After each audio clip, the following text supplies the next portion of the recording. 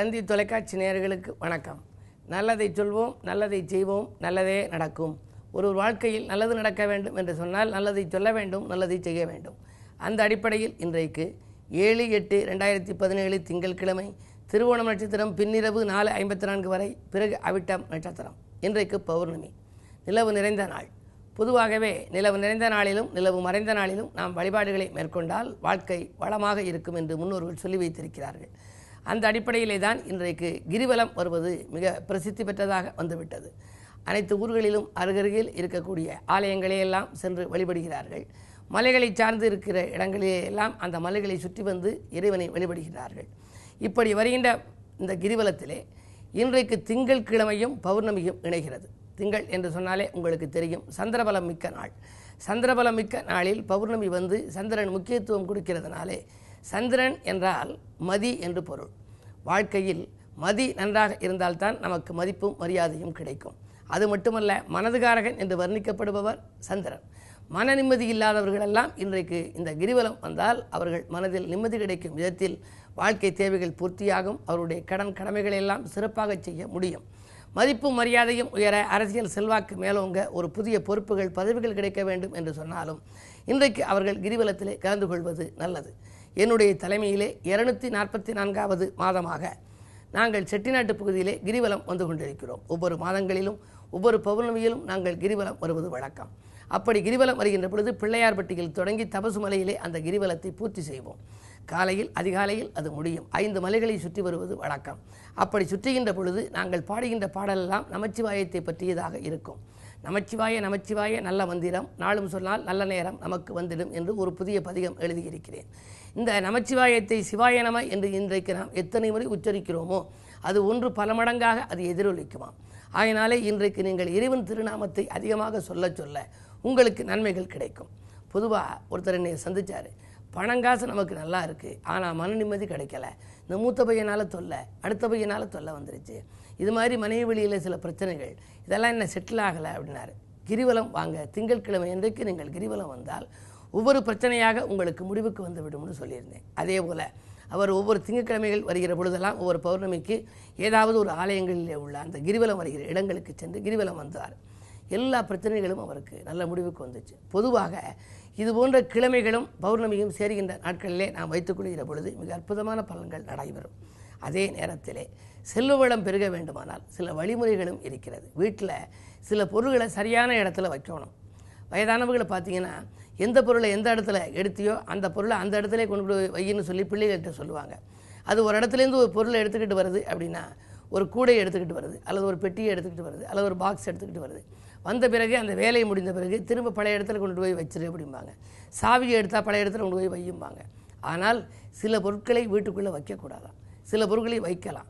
இப்படி இந்த பொருட்களை வைப்பதன் மூலமாக செல்வ வளம் பெருகும் அப்படின்னு சொல்லி முன்னோர்கள் சொல்லி வைத்திருக்கிறார்கள். அதிலே ஒன்றுதான் பல்லாங்குழி. பல்லாங்குழியை பூஜை அறையிலே வைத்துக் கொள்ளலாம். ஏனென்றால் அதில் நாம் துளாவி துளாவி முத்துகளை எடுக்கிறோம். அதுபோல் நம்முடைய இல்லத்திலே நாம் இருந்து கொண்டு நாம் சம்பாதிக்கின்ற பொழுது அள்ள அள்ள முத்து வருவது போல, முத்துக்குவியல் வருவது போல நமக்கு செல்வமும் வந்து கொண்டே இருக்கும்.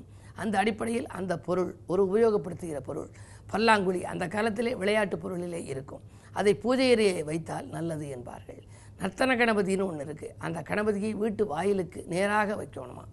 அதே போல் குதிரை இருக்கு இல்லையா, குதிரை சிற்பம், ஓவியம் இவற்றையெல்லாம் வீட்டிற்குள்ளே பார்க்கிற விதத்திலே மாட்டோம். ஹார்ஸ் பவர் என்பது போல சுறுசுறுப்பாக இயங்கக்கூடிய ஆற்றல் நமக்கு வருமா. அது வீட்டுக்குள்ளே வெளியிலே பார்க்கக்கூடாது, வீட்டுக்குள்ளே இருப்பது போல் வைக்க வேண்டும்.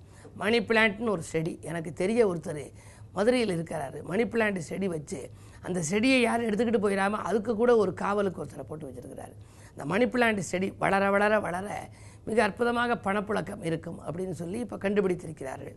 பொதுவாக அந்த மணி பிளான்ட்டை வீட்டின் முன்பகுதியிலே வடக்கு பக்கம் வைக்க வேண்டுமாம். அப்படி வைத்தால்தான் நல்லது. எதை எந்த இடத்துல வைக்கணுங்கிறது இருக்குது.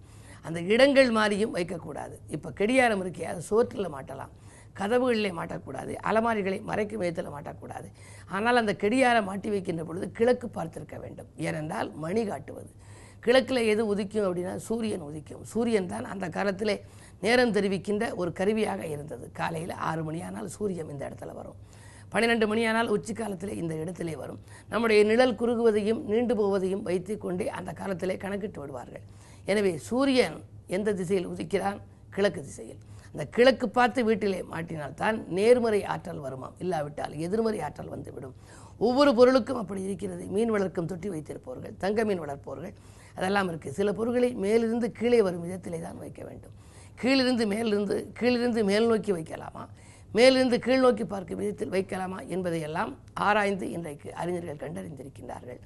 இப்படி செல்வ வளம் பெருக சில பொருட்களை எங்கு வைப்பது என்பதை பற்றி தொடர்ந்து உங்களுக்கு இந்த தந்தி தொலைக்காட்சியிலே சொல்வேன் என்று சொல்லி இன்றைய ராசி பலன்களை இப்பொழுது உங்களுக்கு வழங்கப் போகின்றேன். மேசராசி நேயர்களே, பாக்கிகள் வசூலாகி பரவசப்படுத்துகின்ற நாள். இன்றைக்கு பரம்பரை சொத்துக்களில் ஏற்பட்ட பிரச்சனைகள் அகலும். நல்ல காரியம் இல்லத்தில் நடைபெறும். ஆடை ஆபரண சேர்க்கை உண்டு. அதிகாரிகளால் ஏற்பட்ட அல்லல்களும் அகலும் நாள் இந்த நாள். ரிஷபராசி நேயர்களே, உங்களுக்கெல்லாம் உயர் அதிகாரிகளின் உள்ளத்தில் இடம் பிடிக்கின்ற நாள். உத்தியோக முயற்சியிலே உங்களுக்கு வெற்றி கிடைக்கும். அரசு வழி சலுகைகளை எதிர்பார்த்து காத்திருந்தால் அதில் உங்களுக்கு வெற்றி உண்டு. அது மட்டுமல்ல, குடும்பத்தில் உள்ள பிரச்சனைகள் படிப்படியாக நல்ல முடிவுக்கு வரும். நீண்ட நாளாக வராத பாக்கிகள் வசூலாகலாம். குருவின் பார்வை இருப்பதால் தடைகள் அகலுகிற நாள் இந்த நாள். மிதுனராசி நேயர்களே, உங்களுக்கு சந்திராஷ்டமம். எதை செய்தாலும் ஒரு முறைக்கு பல முறை யோசித்து செய்வது நல்லது. அது மட்டுமல்ல, நீங்கள் இன்றைக்கு பௌர்ணமி என்பதால் கிரிவலம் வருவதன் மூலமாக ஓரளவு நற்பலன்களை நீங்கள் பெற இயலும். சுக்கிரபலம் உங்கள் ராசியில் இருப்பதால் விலையுயர்ந்த பொருட்களை கையாளுவதில் கொஞ்சம் கவனம் செலுத்துங்கள்.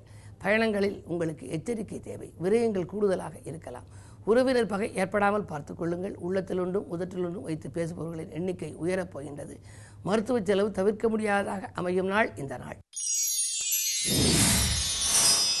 கடகராசி நேயர்களே, உங்களுக்கெல்லாம் வளர்ச்சி பாதையை நோக்கி அடியெடுத்து வைக்கும் நாள். வள்ளல்களின் ஒத்துழைப்பும் கிடைக்கும். வருங்கால நலன்கருதி நீங்கள் எடுத்த முயற்சிகளிலும் வெற்றி உண்டு. இடம் பூமி வாங்கும் யோகம் ஒரு சிலருக்கு ஏற்படலாம். பழைய வாகனங்களை கொடுத்து புதிய வாகனங்கள் வாங்குவதிலே ஆர்வம் காட்டுவீர்கள். ராகு கேதுக்களின் ஆதிக்கம் மேலோங்கி இருப்பதால் நாகசாந்தி பரிகாரங்களை விரைவில் செய்து கொள்வது நல்லது. அது மட்டுமல்ல, உங்கள் ராசிநாதன் சந்திரன் என்பதால் இன்றைக்கு பௌர்ணமி. எனவே நீங்கள் இன்றைக்கு கிரிவலம் வருவதன் மூலம் கீர்த்திகளை காண இயலும். சிம்மராசி நேயர்களே, உங்களுக்கெல்லாம் அர்த்தாஷ்டமச்சனியின் ஆதிக்கம் வலுவாக இருக்கிறது. ஆரோக்கிய தொல்லை உண்டு. விரயங்கள் கூடுதலாக இருக்கும். வீடு சொத்துக்கள் வாங்கியதை விற்கக்கூடிய சூழ்நிலை கூட உருவாகலாம். என்ன இருந்தாலும் நீங்கள் எதற்கும் கவலைப்பட மாட்டீர்கள். தன்னம்பிக்கையும் தைரியமும் உங்களுக்கு அதிகம். எதிரிகளின் தொல்லை கூடுதலாக இருக்கும் என்று எதையும் ஒரு முறைக்கு பல முறை யோசித்து செய்வதுதான் நல்லது. கோபத்தை குறைத்துக் கொள்ளுங்கள். அனுசரித்து செல்வதன் மூலமே ஆதாயம் கிடைக்கும் நாள் இந்த நாள். கன்னிராசி நேயர்களே, உங்களுக்கெல்லாம் கல்யாண பேச்சுவார்த்தைகள் கைகூடுகின்ற நாள். கடமையில் கண்ணும் கருத்துமாக இருப்பீர்கள். காலை நேரத்திலேயே உங்களுக்கு காது நீக்கும் செய்தி வந்து சேரலாம். வரவு திருப்திகரமாக இருக்கிறது. லாபம் திருப்திகரமாக இருப்பதால் இதை செய்யலாமா அதை செய்யலாமா என்று யோசிப்பீர்கள்.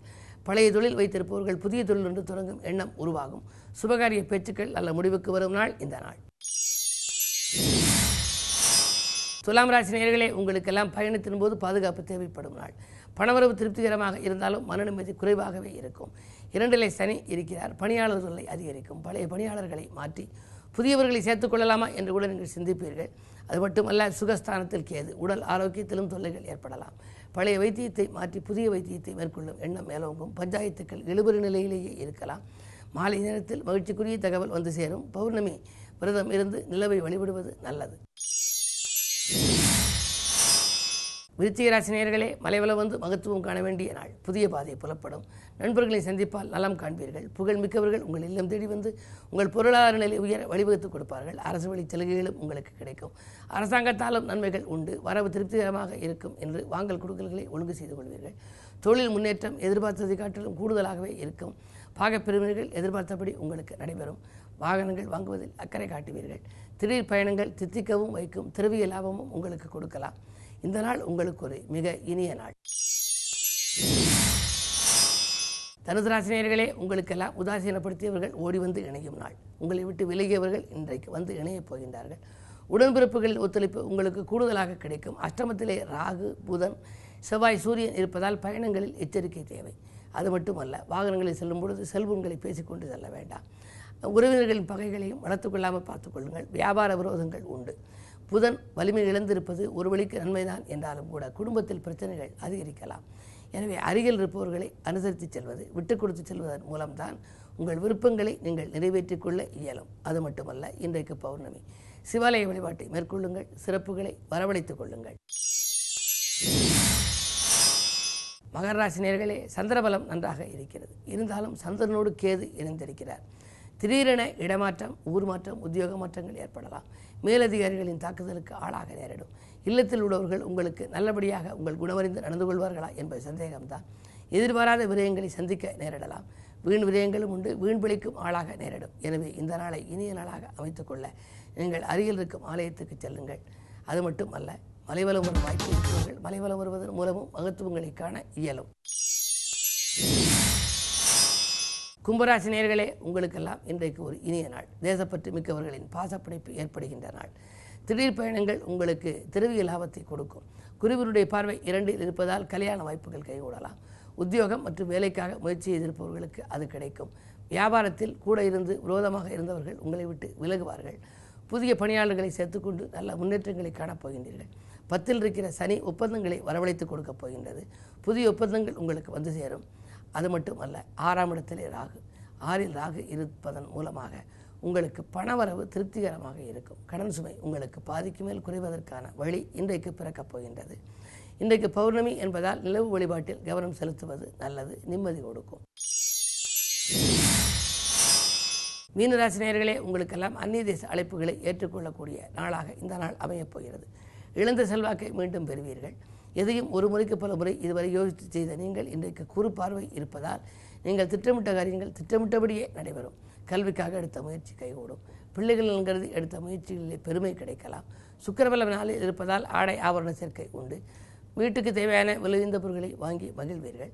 அது மட்டும் அல்ல, சனியினுடைய இடம் நல்ல இடத்தில் இருக்கிறது. 9இல் இருப்பதால் பூர்வீக சொத்துக்களில் இருந்த தகராறுகள் முடியும். நல்ல முடிவுக்கு வரலாம். பூர்வீக சொத்துக்களில் ஏதேனும் பஞ்சாயத்துக்கள் இருந்தால் அதில் உங்களுக்கு வெற்றி கிடைக்கப் போகின்றது. இந்த நாளை மேலும் இனிய நாளாக அமைத்துக்கொள்ள சந்திர வழிபாட்டை மேற்கொள்ளுங்கள். சஞ்சலங்கள் தீரும். மேலும் விவரங்கள் அறிய தினத்தந்தி படியுங்கள்.